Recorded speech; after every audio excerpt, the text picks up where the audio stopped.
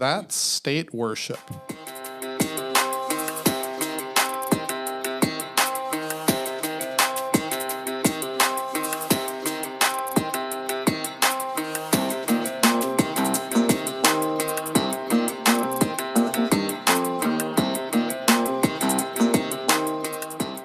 The state is my shepherd.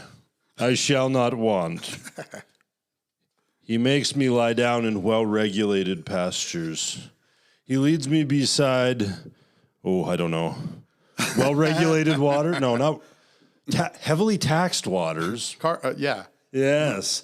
He doesn't Chlorinated waters. Yes. He does not give a rip about my soul. If only the state would lead me in paths of righteousness. What version is that? Yeah, I'm reading the wrong Bible. You're reading the Canadian Standard Version. The Canadian Statist Standard Version. Oh, there we go. There we go. Welcome to the Chinook Podcast, everyone. Today we're having a bit of fun, as is our habit. Yes. So our theme today that we are taking up is a series on the big lie. On the big lie. Yes. Not just the big lie, but the big lies. Yes. Big lies and how to combat them. Yes, indeed. Okay, maybe that's what we can call it. So what's today's topic, Pastor Nathan? Well, today's topic is statism. Statism. We're going to respond to the lie that the state has control of everything. And that the state is God. Yes. Yep. Here we are tossing over the gods. Yes. And before we dig into our topic today, we want to also do a book recommendation or two. Indeed. I have here in my presence a book that I have enjoyed a number of times because it is so entertaining. Doug Wilson's novel. Oh yes, that's a good one. Let's see, it came out in 2012. It's called Even Jellyfish. Even Jellyfish. This is a novel, and it is such a hoot to read. Set in a megachurch. Of course. And as all good drama is. Yes, as all good drama is. Anyways, this is really, really worth reading. If you want some belly laughs and some groans and some pokes in the eye, you will likely get them in Even Jellyfish. Excellent. Okay. Well, while Jamie's on that note, I'm listening to Ride, Sally, Ride right now by Oh, yeah, no kidding. by Douglas Wilson on the Canon Plus app. That one is another, that's a scream. Magnificent piece. Well, I haven't finished it yet. I had somebody that I respect, and I still highly respect that person, but somebody told me that it was a horrible book. So I was like, I really need to read that book Of course, yes. Yeah. So my wife and I listened to the first two chapters, and we both thought it was quite funny. Yes. And we're still listening to it. It really just rips apart the folly, the stupidity of modern day evangelicalism, and some of the stupid arguments that people run, and they're stupid arguments. Yes. So.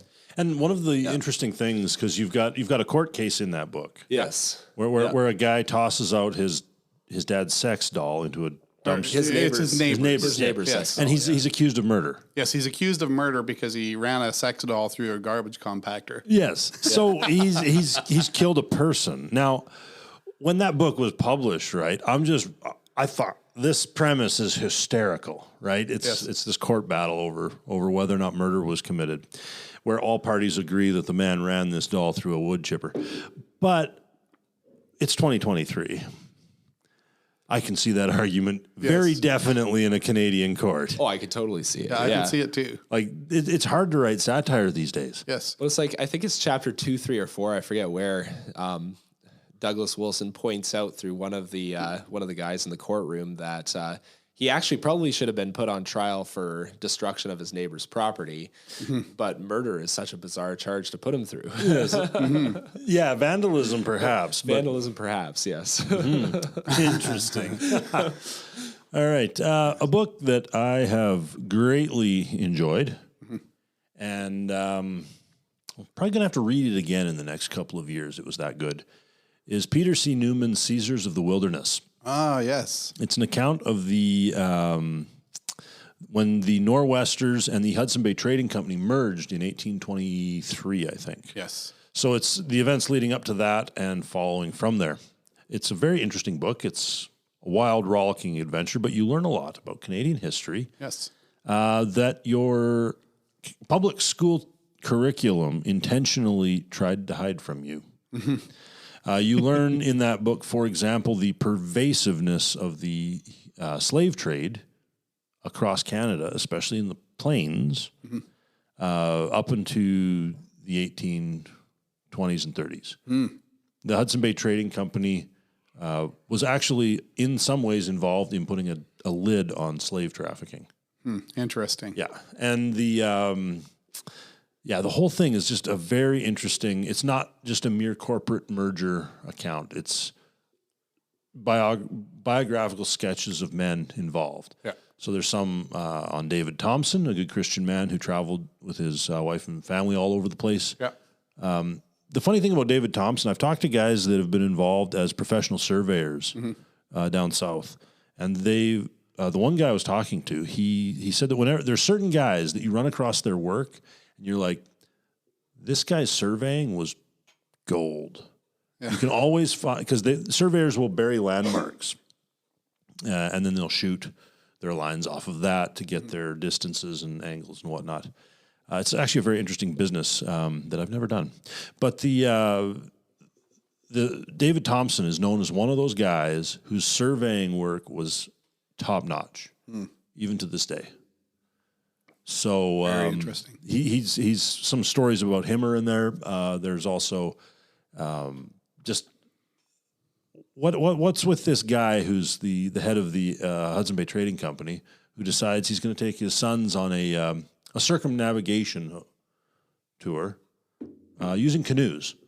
So he gets his boys, goes to the annual general meeting of the Hudson Bay Trading Company in London, takes a ship over to Quebec, and then canoes and horseback all the way to Astoria House in modern-day Oregon, visiting trading posts along the way. Then he takes a ship across to Hawaii because the world's largest Hudson Bay trading post was in Hawaii, and then carries on, gets to Russia. He and his boys ride on horseback across Russia. Amazing. The Russian Empire. Yeah, this is in the 1850s. And then he gets to the Ottoman Empire. He takes a detour south. Louis L'Amour's got nothing on him. This is a true story. Yeah, got nothing on this guy. He gets into a swimming competition across the Bosphorus with Constantinople's swimming champion. Really? And licks the kid. Like, just swims him into the ground, beats him so badly, it's not even funny.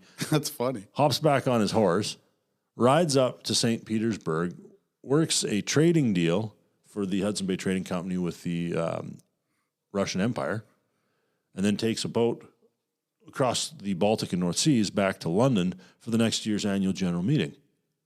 No kidding. Yeah, this is some of our people. That's one of our guys. That's a Canadian dude. Amazing. Interesting. Scottish born, but yeah, he spent. What's his name? His name escapes me at the moment. One second, I'm going to ask Google University. He was a director of the HBC. Anyway, carry on while I research. Yes. Okay. That book of yours that you're just reading is the second that fellow wrote. He wrote an earlier book on the founding of the Hudson Bay Company in Canada and its early history, leading up to the merger between them and the Nor'westers. Yeah. I'm going to probably talk about that one as a book recommendation later. So, statism, unless you have more to say on that. No, you carry on. Statism. Okay. I'm going to find this guy's name. Okay, sounds good. Well, I'm going to start off this statism conversation with reading Matthew 22, verses 15 to 22, if that's okay. Please do. Then the Pharisees went and plotted how to entangle him, that's Jesus, in his words. And they sent their disciples to him along with the Herodians, saying, Teacher, we know that you are true and teach the way of God truthfully, and you do not care about anyone's opinion, for you are not swayed by appearances. Tell us then what you think. Is it lawful to pay taxes to Caesar or not? But Jesus, aware of their malice, said, "Why put me to the test, you hypocrites? Show me the coin for the tax." And they brought him a denarius. And Jesus said to them, "Whose likeness and inscription is this?" They said, "Caesar's." Then he said to them, "Therefore render to Caesar's the things that are Caesar's, and to God the things that are God's." Then when they heard it, they marveled, and they left him and went away. Now, this passage has been used very frequently in the last 3 years.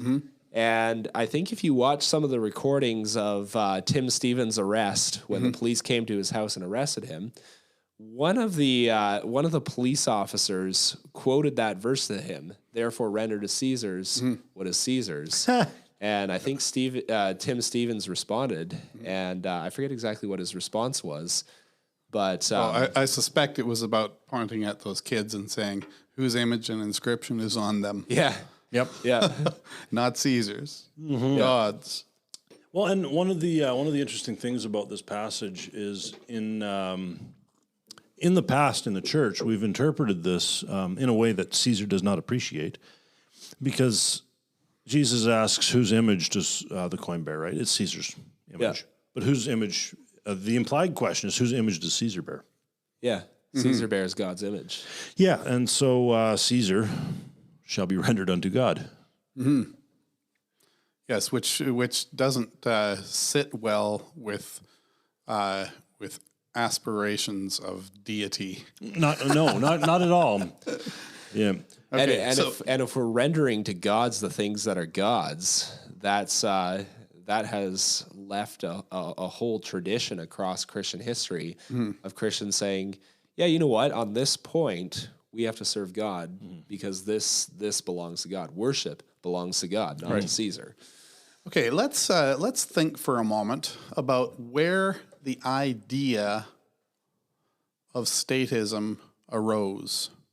The worship of the Where did the idea come from that the gathered government of a people is the highest order, I see what you did there. the highest authority? Where do you suppose that came from? I see what you did there. Okay, what did I did there? You went back to Genesis. I did, in fact, go back to Genesis. And you went back to Genesis 11. Yes, Ah. at the Tower of Babel.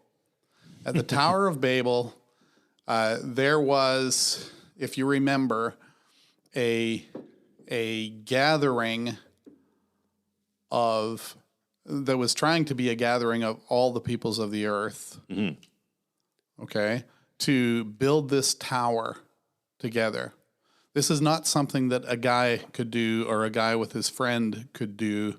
This was something that a whole lot of people working together could do, and they were doing so explicitly contrary to God's command. God had said, "Be fruitful and multiply and fill the earth." He had reiterated that promise that he made first to Adam. He made it to Noah. That Noah's descendants were supposed to go out into the world to spread over the whole world. And the words that were told in the beginning of Genesis 11 about the Tower of Babel is that they said, "Come, let us make bricks and mortar, and let us build together a tower with its top in the heavens, lest we be scattered over the face of the earth, lest we do what God said we were supposed to do, lest we do that." So this construction project is aimed at disobedience. It's aimed at disobedience. It's a monument to disobedience. Which is funny because then God he comes down. And the Lord came down. He has to come down. He has Yes, to they're building a tower with its top supposedly in the heavens, where they can climb up there and look over and say, "Hey, God." Yeah, how's it going? and he's it's down there. Here, let me get down. Gets down on his hands and knees, kind of parts the grass a little bit. Oh, there's a tower down there. That's cute. Well, and I think after the Tower of Babel, it would be interesting to just do cross biblical study of all the examples of kings Yep. in the Old Testament and the New Testament, and to do a study of how these kings operate towards God, how these kings operate towards the king in Israel, how the kings in Israel operate towards God, and then to understand that the promise of the Old Testament is that Christ will have dominion from sea to sea and from the river to the ends of the earth. Right. And that the promise of the Old Testament is also that the kings will come down and pay their tribute to him. Yes. And their homage to him. When the languages were confused, that gave rise to world religions. It gave rise to, or it was an impetus to scatter. Yep. Yeah. So you would head over there, and maybe you could talk to your family. Maybe I don't know how deep that thing ran. Yep. Maybe you could talk to them, but you couldn't talk to any of your pals. And so, so off you go. You go and start something up. Well, cultures grow downstream of individuals, downstream of families, and they grow into things where you need to have things ordered. Yeah, you need order. You need order in order to function. Some lands were probably better than others at it, but one of the things that you notice when you like in the examples given us in the Bible of nations that had grown up in the wake of Babel, their top-down tyrannies of a king or of a pharaoh or things like that, where The successful ones are empires or kingdoms. Yes. Yeah. successful ones like Egypt, Yeah. to whom the whole world was coming in those days. Egypt was a big deal, but Egypt was a top-down, the Pharaoh is God in the flesh. Which is interesting. It's that kind of thinking. It's very statist in its orientation. It is. Now, the interesting thing about many of these old kingdoms is the kingdom was very personalized, so that if you overthrew the king, you overthrew his administration. Okay. And it's the idea of a kingdom distinct from the king is a later development. Yes. And you start to begin to see that in the Persian Empire, so quite a bit later, Okay. where the kingdom is distinct from the king. And I think that you get an even greater impetus towards state worship, whereas previously, like in the case of the Pharaoh, you're more worshiping the Pharaoh, or you've included the Pharaoh in your pantheon, Okay. but the state as such isn't necessarily treated in a godlike manner, Okay. because the boundaries of the kingdom are more. I don't know if they're more fluid. It just seems like you've got expansion and contraction, like Egypt, for example. Yeah. Egypt expands into Canaan and then retreats, and expands and then retreats. But it wasn't particularly an Egyptian bureaucracy making that happen. No, it was Egyptian plus whatever, right? Yes. So It was the word of Pharaoh saying, okay, It was- go and do this. yeah, so it's very top down, and there's a lot of reverence, and it's not just Egypt; it's also in Babylonia, Yes. Old Babylonia, Elam, where there's a lot of reverence paid to the king Yeah. in religious tones. Yes. When you get a little bit later, that reverence is transformed and transferred to a state, which can be defined apart from a king. And it's a very interesting and unfortunate thing, because we're in a situation where that's the case, Yes. right? Where we don't have a king, we have elected governments. Yes. But when you look at religious zeal, religious fervor, religious worship, it's not necessarily given to Trudeau. It's given to Canada. Yeah. Oh, we all have to bow before the bureaucratic system. Yeah, and it's like in the old empires, it's the bureaucrats that stay forever. The Chinese had a similar thing, I think. Yeah. Okay. Which is interesting because in Israel, like the king he was not just a figurehead, he was actually part of the court system. Yes. Because Solomon, for example, would actually sit on his throne and adjudicate in cases like the two women fighting over the child. Yeah, and you see a similar... Which was a court case. Yeah, it was a court case, yeah. Because there was a lawsuit brought. You see the same thing like we see in Moses with the appointing of the elders, right? So Moses is like the final court of appeal. Right. You see the same thing in European legal development in the western part of Europe after the fall of the Roman Empire. You've got all these tribes and whatnot consolidated into kingdoms over time. And these kings are an important and essential part of the legal proceedings in the nation. Okay. In England, for example, this really starts to break down with Charles I. Yes. And the lead up to the English Civil War, when he assumed 11 years of personal rule without Parliament. That's when that relationship between the king and his people started to break down. Yes. Prior to that, in England, the king would have a yearly, what was called the progress.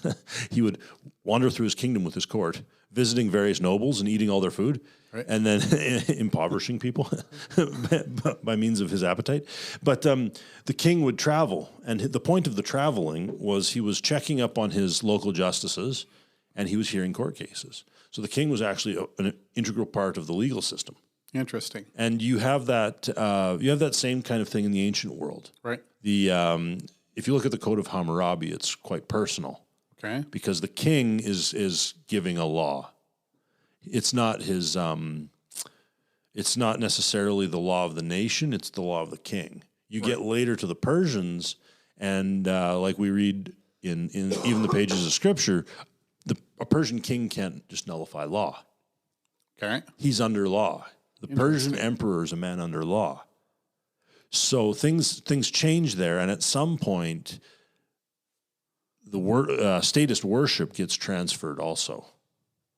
Okay. Yeah. It's an interesting development. It's interesting how it all works. But yeah, and that's why the king of Israel, he was very clearly supposed to be underneath God. Yep. Yes. So the king, there was no way that the people should worship the king because he was very clearly under God. Whereas these foreign under the nations, law of God. Yeah, that's right. Yes. Whereas these foreign nations, it was much easier for them to be worshipped because they didn't have the same sort of revelation of God that was existent among them. Yes. So maybe my characterization of ancient cultures like Egypt as statist, maybe that's not really it's not really straight. It's more the king. The king becomes the focus the king is the focus. Yeah, the king becomes the focus of the worship. Yes. Or at least he becomes... It's not the... the Egyptian bureaucracy was what enabled the king to oppress Israel. True, yeah. But yet he had a bureaucracy that grew under him.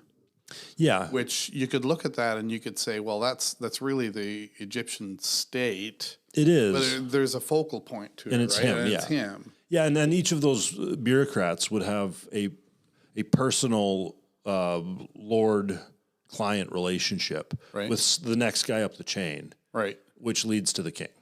Okay. So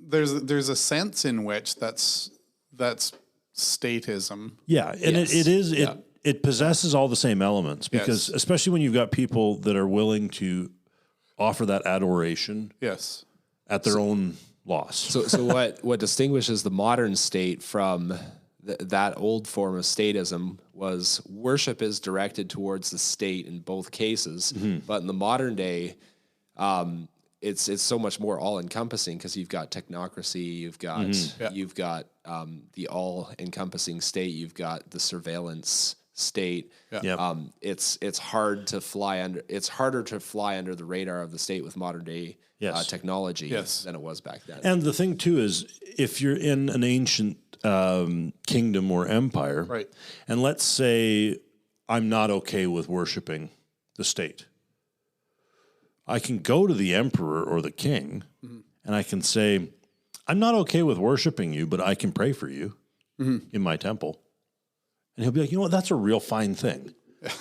Okay, so the Jews they had an exemption from the Caesar cult.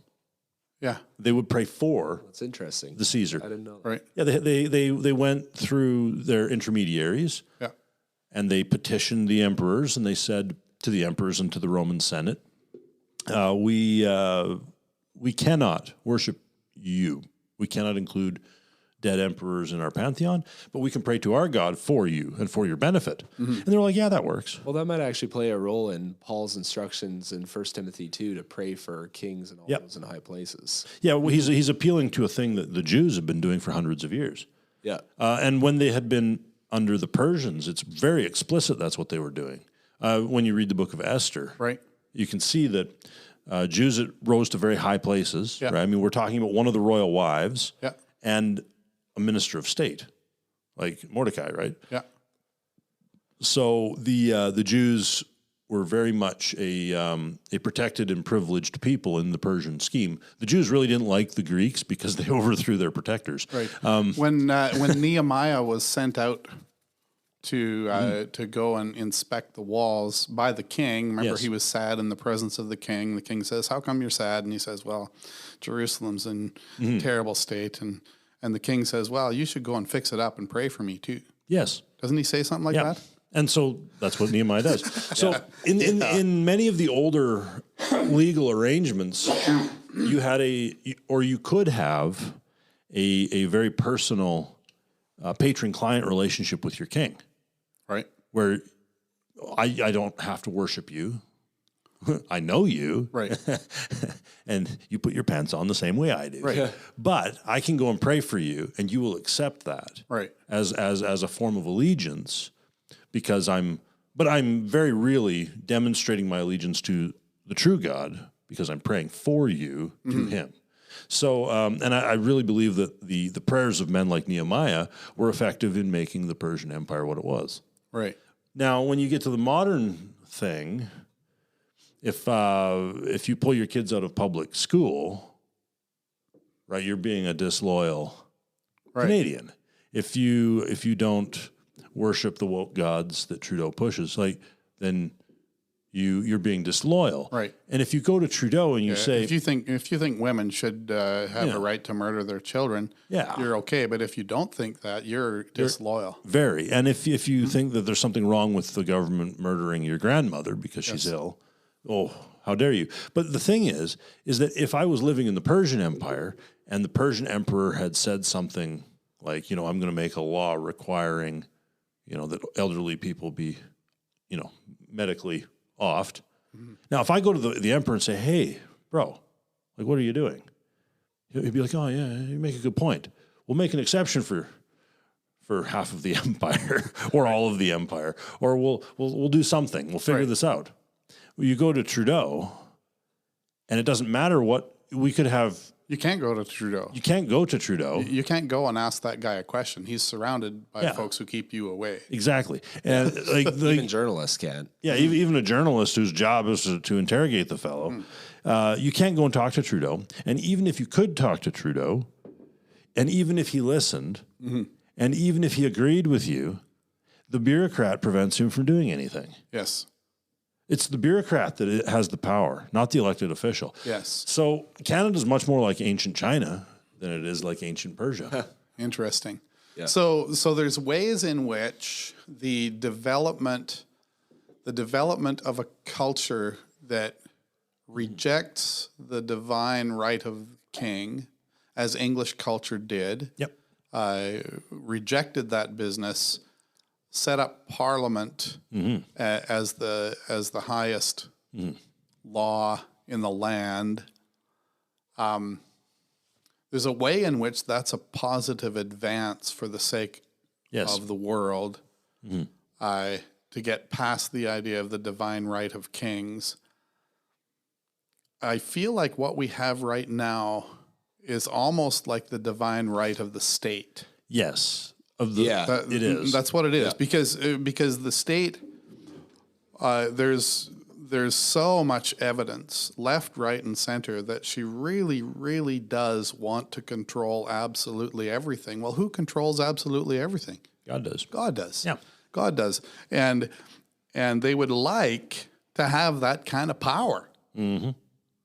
The state bureaucracy, and so therefore, the modern state sees itself as the generator Yes. of public education, as the generator of public health, as the generator of all these different things. Yes. And if you protest, if you opt out, you're not a good Canadian. Yeah, you're being disloyal. You're being disloyal. And to my mind, a lot of this goes back to social contract theory. Guys like Rousseau or Locke, who went and said, among other things, but in a nutshell, that human society has been formed to meet security needs. Oh, yeah. Okay. Right? And that the basis of human society is the social contract entered into by a variety of parties for mutual benefit. Now, part of the problem is with this idea is that these theorists have stated that humanity was in a state of like a state of primitive nature, Right. where there was no society, every man was a free atom floating Right. around, right? And then we had to enter into contracts for the sake of security, Right. Or for the sake of like food security, even like, I can produce carrots, Nathan, you can produce potatoes, and Jamie, you got hogs, so we, Right. So let's work together, and let's then work we'll all together. three have each of those things. Yeah, Not exactly. allowed to sell raw milk. Yeah, but we're not allowed to sell raw milk. I won't tell you what's in my fridge. So I don't want Trudeau knowing about the milk. Yeah. So the problem with this social contract theory, there's a couple of things. One is that it ignores the actual facts of history. Man wasn't floating around No. in unorganized, individuals that somehow coalesced around need. Right. I mean, we were just discussing Babel, right? Yeah. I mean, humanity was together Yes. and not scattered and needed to scatter and fill the earth. And we also especially need to remember from whence we came and for what we were made. Yeah. Because we were made. Yes. We were made by God. Yep. God is nowhere in Rousseau's equations. Yes. No, Rousseau hated God. God is nowhere in our modern state's equations. Yeah. Now, this creates a real problem. It does. Yeah. And the thing too is that if society is merely social contract, Right. then the highest good that is possible in the political world is this union between you and I. Yes. So then when you get down to republicanism and democracies, whatever the majority of your people want becomes righteousness. Right. Yeah. You don't have a law of God to appeal to because all human organization is merely horizontal. Yes. It's a contract between groups or individuals for mutual benefit. That's it. So if 60% of Canadian society makes a social contract that everybody is going to be forced to get vaccinated, Yep. then I'm just going to have to lay down on the floor and let the police shove that needle into me. Yeah, and that's And I've got no appeal. and that's where social contract theory gets you because there is no God who overrules or superintends over things. Yes. Who has a And law. there's no one to appeal to either. No, it's true. Because it's a faceless bureaucracy that is making that happen to you. Yeah, it's them. It's And then my MLA blames the public health authority, and the public health authority blames the MLA, and there's And no. they all blame me. And then they all blame me because I'm the one causing the problem. causing a kerfuffle in society. because I'm not fitting into your bureaucratic little box. Yeah. Yeah. So Okay. social contract theory, just toss that. It's not how human society has ever actually organized, though it does provide a couple of points of correspondence with reality. It isn't actually what's going on. Okay. Now, something that we have spoken about before, and we'll speak about again, because I think it's deep in our understanding of how the world is supposed to work, recognizing that this is God's world, that he made it, that it's his intention to win it. You know, he owns it, but it's in rebellion. Yep. But he's not the sort who is going to either just damn people for fun. What he really wants is to win people's affections and heart. He wants them to trust in him. He wants them to believe him. He wants them to order their lives in accordance to the things that he says. Okay? That's the world in which I live. Yep. Because God really is there, and God really has done the things that he has done. And so it seems sensible to us in this room that the world be ordered in accordance with the things that he has said. And so we posit that the civil authorities, those who have authority to judge, those who have authority to rule, are not authorities unto themselves. They are authorities under God, and their rule is circumscribed by what he has declared. Oh, yes. Okay? Very much so. So in my thinking, in order for a state to operate faithfully under God, it needs to run along the lines that God gave it to run. Yep. Yeah. Okay? Well, and this is something I've been sharing with people in the last couple of years is throughout Scripture, like if you do a word search of the word yoke, for example, in the Old Testament, you often see the yoke of kings who are not underneath the authority of God described as an iron or a heavy yoke that just crushes people. Whereas Jesus in Matthew 11 says, my yoke is easy and my burden is light. So he's a king, and if our kings bow their knee to him, then they'll start acting like it'll him. be a good rule. Yes. It'll be a good They're rule. not going to be trying to force needles on people. Yes. Yeah, the fact is that you become like what you worship. Yes, And you if do. you're worshiping state, you're worshiping power, and so everything devolves down to an exercise of power. If you're worshiping Jesus Christ, whose yoke is light, his burden is easy, well, then you will become like him. Yeah.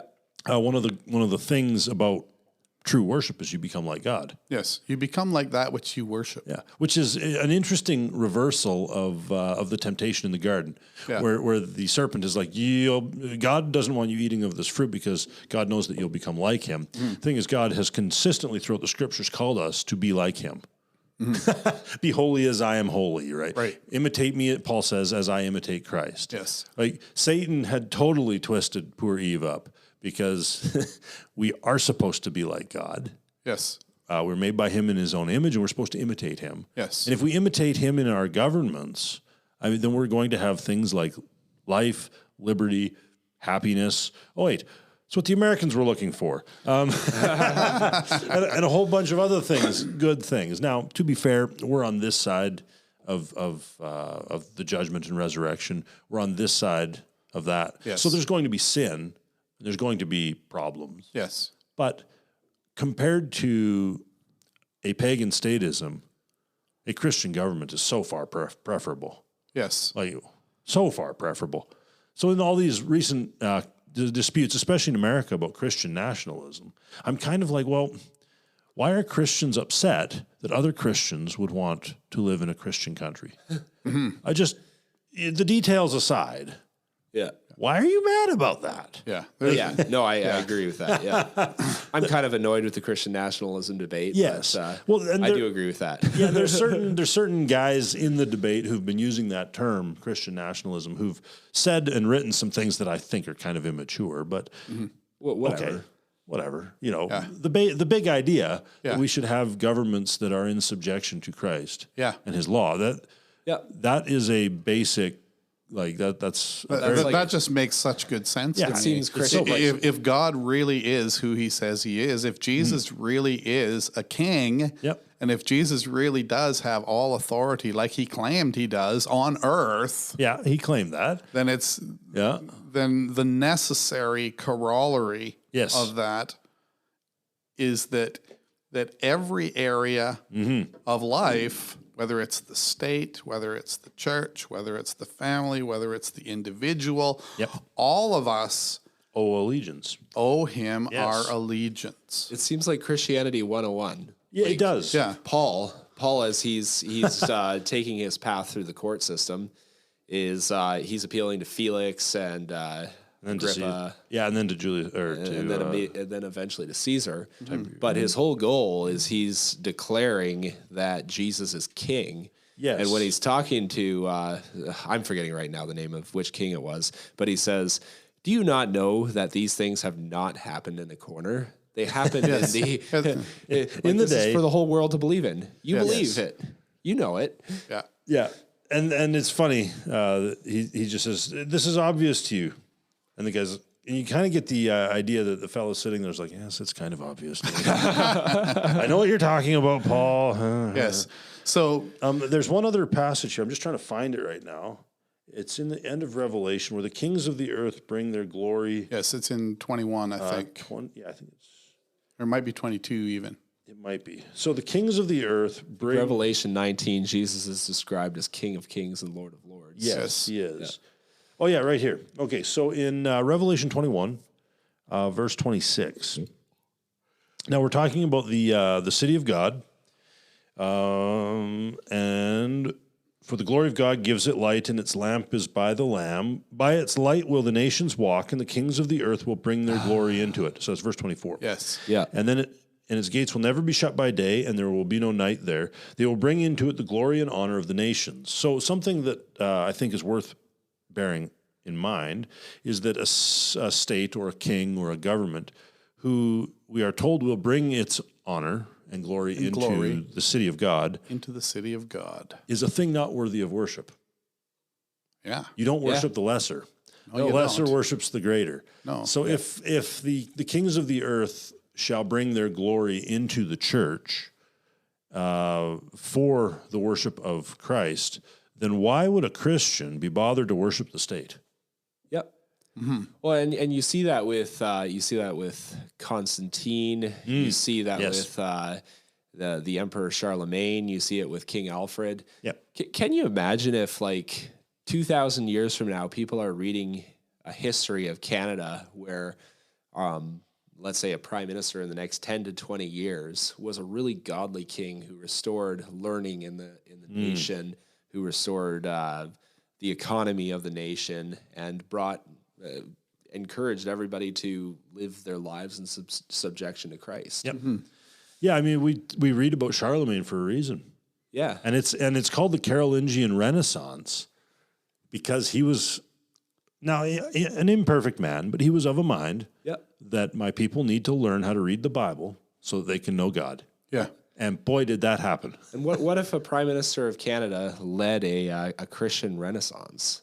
That would be amazing. That would be so cool. That would be cool. Lord, make it happen. Make it happen, yes. And I don't want to see his socks. That's a Canadian joke. If there's any American listeners, just go look at images of our current leader, and you'll find his socks. So the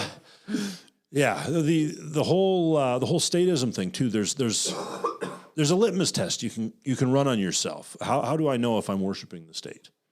Yeah. Try this. If when something happens in society, your first response is, there ought to be a law, Yes. Yeah. you're very likely a state Very likely a statist, yeah. Or if another litmus test is if Trudeau returns us into a COVID tyranny, as he is attempting to do this week, if he does that, and you see an unmasked friend walking around, and you chide them, you should be masked. Or if these become law again, and you snitch, well, you might be a statist. You just might be a statist. Yeah. What we talked about sphere sovereignty and about how God has given the state, for instance, a circumscribed authority. He's got authority. It's a real authority. Yep. Yeah. And he's got the sword. It's a ministry of justice. It's a ministry of justice. That's what God gave to the state. It's a court system. I don't think God gave the schooling of the nation to the state. I agree with you 100%. Who did he give it to? Fathers. Fathers, bring up your children in the wisdom and admonition of the Lord. Yep. And Deuteronomy 6 is very clear as well. Yes. Very when you wake, when you rise up, when you lie down, when you walk by the way. Yep. That's not something that's going on with the state leading. That's something with dad leading. Yes. The father. Okay? Yep. So that's a whole area where as far as I can tell, the modern state is operating outside of her God-given authority. That's one of the things that one of the reasons why, try as you might, oh school board, or oh teacher, or oh principal, try as you might to shape things in a way that's good and sensible. There's tyranny results almost with every decision that gets made. And the reason that happens is because they're operating outside of God's desire for them. The state, has, as you mentioned, has a tool Yes. in its administration, the sword, Yeah. violence. Yeah. That's what the result of a conviction is. Yes. So when your only tool is violence, Yeah. whether it's the execution of a criminal or the imprisonment of a criminal or the fining of a criminal, Yeah. that's your tool, and now you're running a school. So what happens when somebody doesn't show up? Truancy laws. Yes. You find them. Yes. What happens when Explain what a truancy law is. that's when you don't go to school? When you're absent from school. Oh, okay. Yeah, then they they send you to court, straight to jail. okay. Yeah, I know people that have been in court for truancy cases. Yes. Though truancy laws in Alberta have been relaxed, I think, quite a bit, or at least their application Yes. in modern times because of the homeschooling movement. But you also have Yeah, the homeschooling movement has been a real push against statism. it has been, and it's marvelous. Now we need to push beyond homeschooling, but yes, that is great. Yes. But Schooling, yeah. Yeah. Into Christian schooling. Into Christian we schooling, need a whole lot more freedom Yes, we along do. those lines. And we'll have that freedom, I think, largely by taking it. Yeah. Because when you look at the legal frameworks for education that the government has in law and statute, what we're doing is outside of the parameters of what they have. Yeah. We don't fit into their box because we're doing something new. Yeah. which- So how do you deal with a nanny state? You act like a mature adult. yeah, and you carry on without them. Yeah. Yeah. With education too, you've got this explicit understanding that the school is designed to produce pliable citizens. Yes. Like if you read their own literature, that's what they're doing, and that's why all the propaganda that various administrations formulate is being pushed through the schools first. Like I remember back in the 90s, they were pushing homosexual marriage. Yeah. That was back in the 90s. Before that, it was like the free love thing that came out of the 70s. Yeah. They were pushing all that. Yeah. And then they started probably The seeds for it were planted. were swimming all around in the high school that I was in. Yes. And then you get to like the whole tranny thing and all the craziness that's going on now. Yes. The seeds for that, as you said, go way back. But the specific indoctrination began in earnest after I graduated from high school. Yeah. So in the mid-2000s. Yeah. When we're talking about earnest indoctrination. So if you want, I find it very interesting that Christians will still try to argue that they should keep their children in public schools. Yeah. Like, to me, that's nonsense. We spoke in our last podcast episode about Lot. Yeah. And how Sodom was wrapped around the hearts of his daughters. Yes. And, oh, Christian, your child is in that city. Yeah. And is spending more time there than with you. Yeah. And you think that nothing will happen. Like, if you cannot send your child to Roman schools. And not expect them to grow up and be a Roman. Exactly. So what public education is the number one driver in my mind for the worship of the state. Yeah. Because I think it is. that is where the children are brought up, indoctrinated into the law of the state, into the culture, the cultus of the state, into the having their affections turned towards it and away from you. And shaped by it. And shaped by it. So you do understand that that leaving your children in public school is wrong. Like, this is actually a disaster. Yeah. We need to do something else. Now it's obviously the case that a person can only do what they can do, That's true. and you have to work with what you have, right? There are people who are terrified of the idea of trying to educate their children, and little wonder they're terrified by it, because they did not get a good education themselves. It's true. I know exactly what that's like. Same. Same. There is nothing at all that I learned in school that I use now. Yeah. Nothing at all. Everything of value that I do, I didn't learn it in school.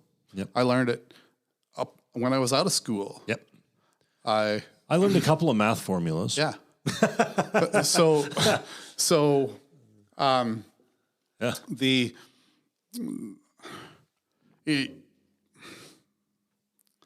I had a thought, and then I had another thought, and then I had three of them, and they were all competing. Sorry, I'll be back on this shortly. Yeah. The thing about the one of the problems too with public education is it's shaping your affections, and they're intentional in this. So they're not driving their students towards Christ. Right. They're intentionally shaping the affections of the young away from Christ.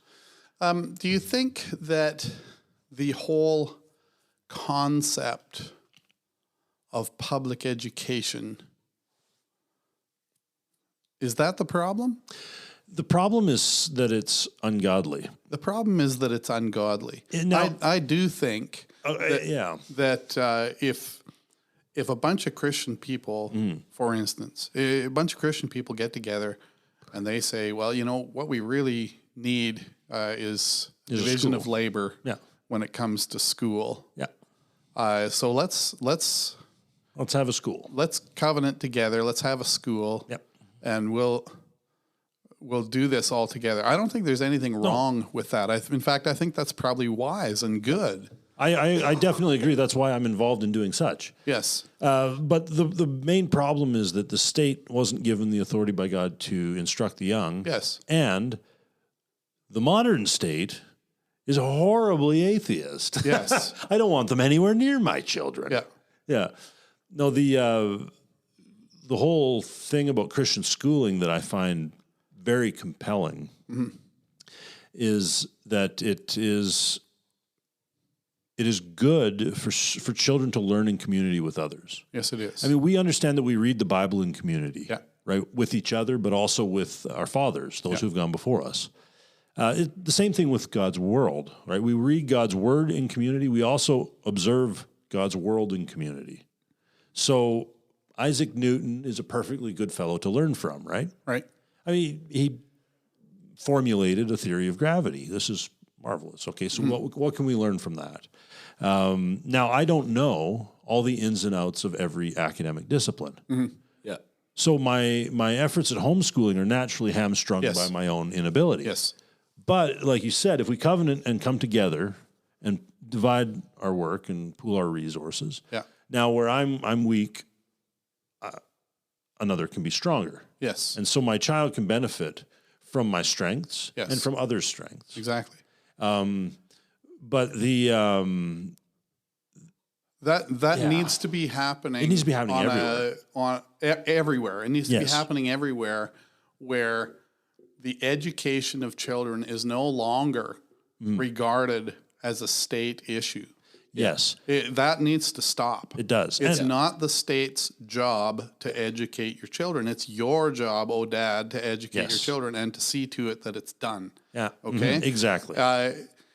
Schools are a great idea. Yes. They're a great idea, but they have to be submitted to the Lord Jesus. Remember the demoniac They that have to Jesus be. healed? And yeah, They found him clothed in his right mind, sitting at Jesus' feet. Yeah. This is where we want our schools. Yes, we want them clothed and then in their right minds and sitting at Jesus' feet. Unlike the demoniac prior to his healing, running around attacking people. Right. and even with a Christian school, a father or a mother cannot pass off their responsibility Yeah. to the Christian school because they still have a responsibility.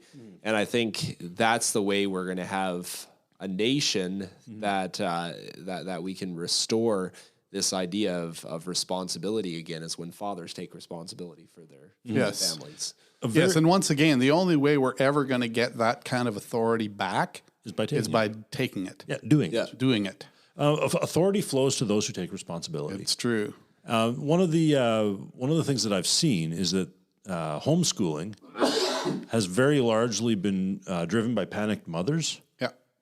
and Christian schooling has been largely driven by men. And this is an important thing. If fathers are not possessed of the Holy Spirit and full of a love for God's word and a love for their families and a love for their nation, Yes. a godly love for their nation, then they're not going to pull their kids out of the public school. Yes. You actually you have to understand that changing the world requires action. It requires sacrifice. Yes. And a man has to do this. Like this is on men. Lazy Christian men are perpetuating statism by keeping their children in state schools. Yes. And it's I agree laziness. wholeheartedly with that. Yeah. And shame on us. We ought to do otherwise. Yes. Now, when I lay out that kind of a vision, part of what looks really strange about it, even to other Christians, part of what looks really strange is that where do you get the expectation that could actually possibly happen? Oh, And that's an eschatology question. that is. Okay. That is. It's also a historical question. Yes. Because we're not operating in a historical vacuum. Right. Yeah. So what we are putting forward is not something that we could implement tomorrow Right. and have it be anything but a raging disaster. It would be a raging disaster if my vision of education were imposed on the nation of Canada tomorrow. Right. Yeah. But if we build it organically, Yeah. they're now. It'll take time. Yes. It'll take time. It'll take work. It'll take prayer. It'll take generations. generations. You first have 10 fathers take responsibility, then 25, then 50, then 100, then Yes. 1,000. Yes. Well, so we're operating on this principle that education does not belong under state control. Education belongs under parental control because God gave authority to parents. That's what he in says. This. Yep. He did not give authority to the state in this. And when the state runs it, it's outside of its God-given authority. Now, education is a huge, huge idol Yes. in our land. It's a huge one. It's one of the great big ones. Yep. It's one of the big lie Lies. size. Yep. And it's got a twin Yep. in the hospital. It does. Public It's got a education. twin in public health. Yep.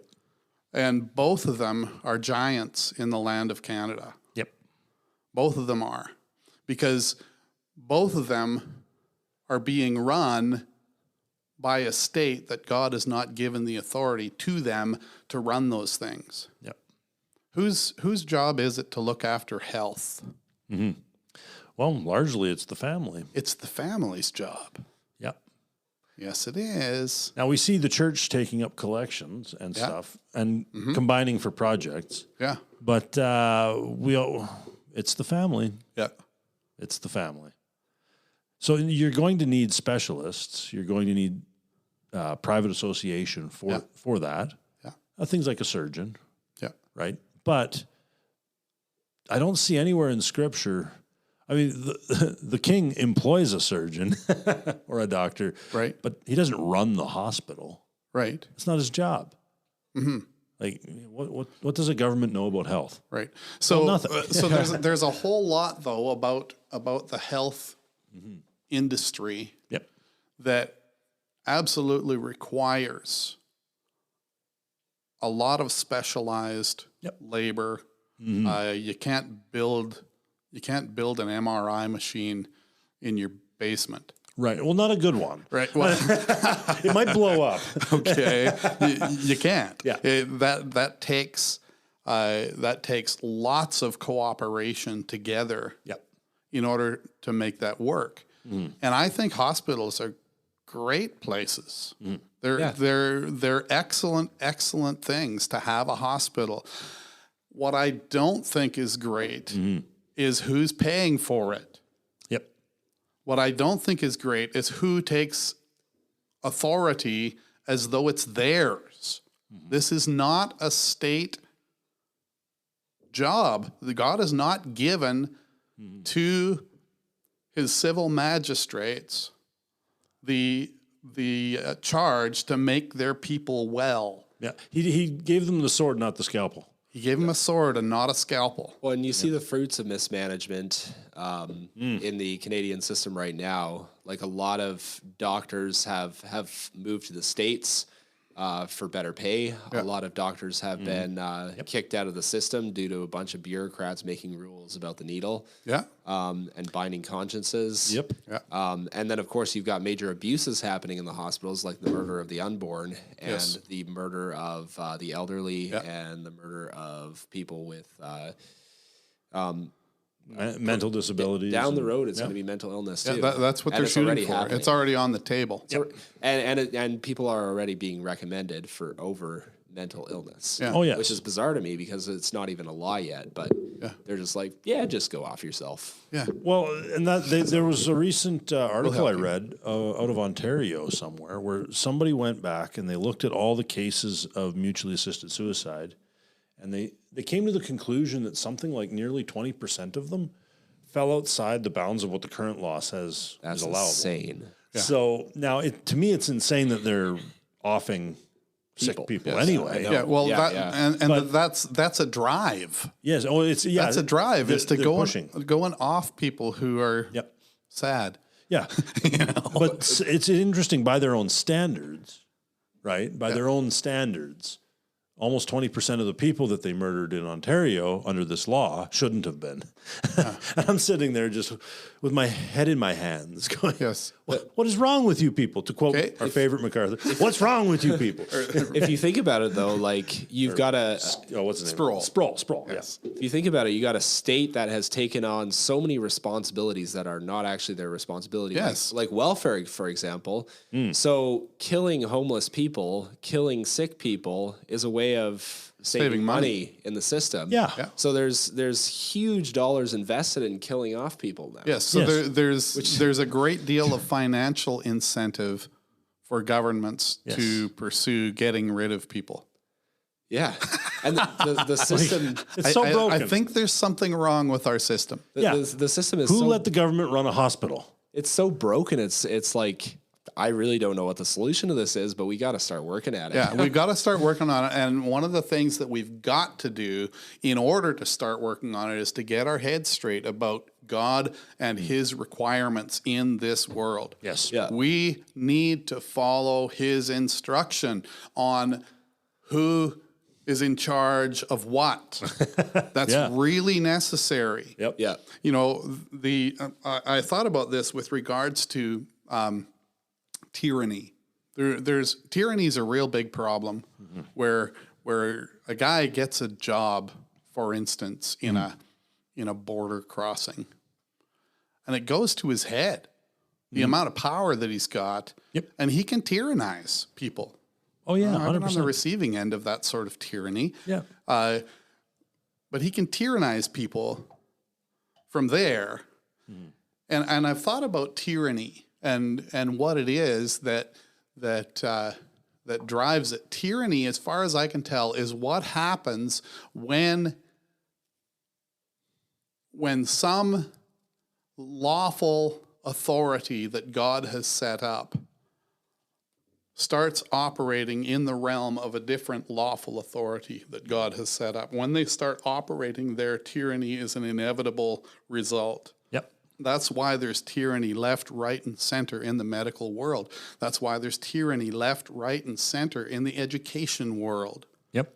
Both of those twin giants are operating now under state control. Yep. And that's what needs to stop. Yes, sir. Yeah. I agree. The worship of the state is the worship of a false god. Yes. And those who worship the state shall become like it. So on a positive note, though, like Danielle Smith firing the whole board of public health officers, I think that was like 20 to 50 people. And good for her. Yeah, good for her. I say it's things like that are going to start shifting things.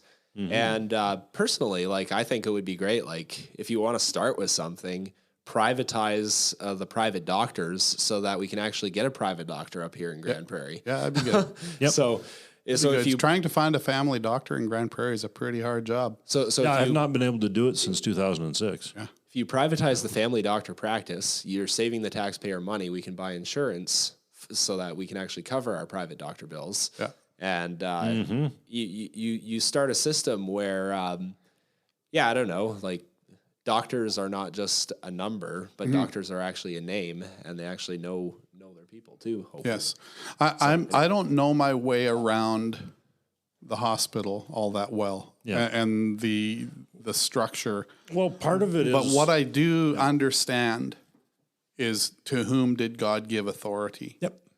If this really is God's world, if Jesus really does have all authority and that he dispenses it to those whom he will, and he says where in the scripture, if he doesn't say, the woman who bled for 12 years, she says she spent all her money on the doctors and still didn't have any.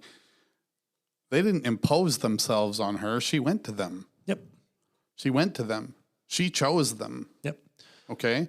And so there needs to be doctors, definitely. Yep. But it can't be an imposition thing. Yep. It can't be imposed from on high by a state that is running it that feels responsible for it, because it's not the state's responsibility to heal you. Yep. No, it's true. And like with our current system, if we were to begin the rebuilding of it into something more along those lines, there are a number of problems that we have to solve. We have to solve training bottlenecks, regulatory issues of where do they get their supplies from? Yes. Because that's heavily regulated and controlled. Manufacturing, MRI machines or syringes or paper cups, or computer chips, whatever. There's a whole pile of problems that we'll have to solve. I believe that we need to be solving them. Yes. Right. And that's another thing too. This is something that I've learned working in the oil patch, is if you show up to the company man with a problem, you're his enemy. But if you show up with a solution, you're his friend. Okay. Right. So Christians, we need, like with education, it's a real easy one to show up with a solution. Yeah. Homeschool, like get that kid out of the school. Start. Well, how do I do that? Start. Well, that's how you do it. And then I need a school. Okay. Well, how do I get a school? Start. I had a politician tell me, Christians should be protesting what's going on in the public school system. And I'm like, we're far beyond that. We're just pulling our kids out of the public school system already. We're so far beyond protest that we've built our own institutions. Good luck catching us. Like, we are so far in front of you, you think we're behind. We've gone from protest to performance. And we really need to. We want to find solutions. Yeah, what we need to do is, instead of protesting so much, and protest is good and useful, do it. I've seen it be effective. But we need to build. We need to build Christian businesses, Christian schools, Christian homeschooling co-ops, Christian hospitals, Christian clinics, Christian companies, Christian insurance, Christian everything. Christian libraries. Yeah. I've got a good start on a library. Yeah, I do too. Yeah, me too. Yeah, which is marvelous. Someday we shall combine these mighty that's another libraries. thing. We shouldn't have public libraries. No, private libraries are a great idea. Yeah. Yeah. Buy books. Yeah. So there are a great many ways in which modern Canadians can fall into the hole of worshiping at the wrong altar. Yep. I perceive this happened left, right, and center in COVID. Yeah. I perceive it did, because we not only submitted ourselves to the tyranny that was brought, we submitted our churches to it. Yeah. And we enforced it on each other. And we enforced it on each other. That's state worship. I don't care what else you call it. You think you're calling that faithfulness to Jesus? It's not. Yep. That was not worship. faithfulness to Jesus. That was state worship. Yep. And that's something that the churches need to repent of. Rendering to Caesar. They rendered what to is Caesar's God's. what was God's. Yep. The worship of the church in particular. Yep. And that should not have happened. So that is a deep well where it's easy to fall in our country, and you need vision to be able to see where the pitfalls, where you fell off this cliff from. Right. Okay, you need to be able to see it. I would propose to you that you start with the scriptures. Yep. Start with the Christian scriptures, read them, study them, see the lines of authority that God lays, because he does lay them. Jesus claims all authority in heaven and on earth. On earth, that's here. That's here. He claims authority now and expects allegiance, not just from Christians, from everybody. Yep. Because he's Lord of all. So let's start thinking that way. Let's start reading the scriptures, studying the scriptures to see whether or not these things are so. Yep. We are, as I said before, with regards to education, if we implemented this vision right now, what a disaster it would be. The same thing in the medical world. Yep. There's no way that we could take our ideas currently and suddenly mainstream them. Yeah. And expect anything but a massive blow up. We would get a massive blow up if we implemented that idea right away. But Christians, especially Christians, we need to start thinking that way. And we need to start imagining our world, forming our imaginations of our world as though Jesus really were the king. Yep. And the thing too is that do not despise the day of small beginnings. So start somewhere. Yes. Take and start something somewhere. Yeah. A small thing can become a big thing, or be joined to a big thing later. Yeah. Right. You can But be do it to the glory of God and for Exactly. the building of his kingdom. Exactly. Your small little homeschool might produce that fellow that starts a school. Yes. And then 3 or 4 generations later, that school produces, Yeah. Or you might actually be raising that seemingly backwards farm kid that too. that grows up and discovers entrepreneurial Yep. way of making a living for millions of people off granite and lakes, and start settling Canada. There's a lot of Canada that needs to be settled. Yeah, maybe that will happen. Yeah. I mean, that would be great. You might be raising the next prime minister. Who knows? Yeah. Right. So start. Yes, begin, and do not despise the day of small beginnings. All right. Well, this is us from the Chinook Podcast, and we are delighted to have this conversation in your presence. So do open your Bibles, go dig in, read, and shape your world in accordance with the Lord Jesus. That's our counsel to you, and we pray for God's blessing upon you.